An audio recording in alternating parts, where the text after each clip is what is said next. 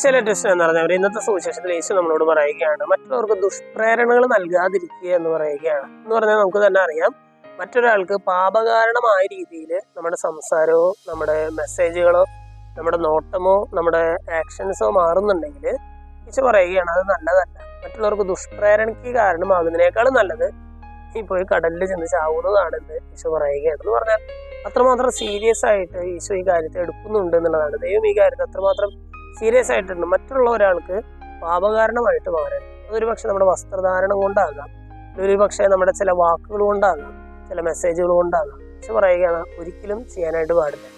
ഇനി മറ്റൊരാൾക്ക് പാപകാരണമാകാനായിട്ട് പാടില്ല എന്ന് മാത്രമല്ല, നിനക്ക് തന്നെ ഒരു പക്ഷേ നീ പാപകാരണമാകുന്നുണ്ടോ എന്ന് തന്നെ ചിന്തിക്കേണ്ടതാണ്.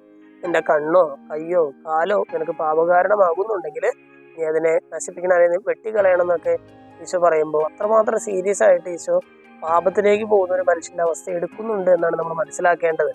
ഈശോ പറയുകയാണ്, നിന്റെ കൈയുടെയോ കാലിന്റെയോ കണ്ണിന്റെയോ അത്ര പ്രാധാന്യമുള്ള ഒരു കാര്യം പോലും നിനക്ക് പാപത്തിലേക്ക് നിന്നെ നയിക്കുന്നതാണെങ്കിൽ അതിനെ ഒഴിവാക്കാനായിട്ട് നീ പരിശ്രമിക്കുക എന്നുള്ളതാണ്. നമുക്ക് തന്നെ ഒന്ന് ആലോചിച്ച് നോക്കാം. നമ്മൾ കുമ്പസാരിയിൽ നമ്മൾ ഒരുപാട് പാപങ്ങൾ പറയാറുണ്ട്. ആ പാപങ്ങളിലേക്ക് നമ്മളെ നയിക്കുന്ന കാരണങ്ങൾ എന്തൊക്കെയാണ്? ഒരു പക്ഷേ ചില ഫ്രണ്ട്സ് ആയിരിക്കാം, ചിലപ്പോൾ ഒരു പക്ഷേ നമ്മുടെ മൊബൈൽ ഫോൺ ആയിരിക്കാം, ഒരു പക്ഷേ ചില മീഡിയ ആയിരിക്കാം.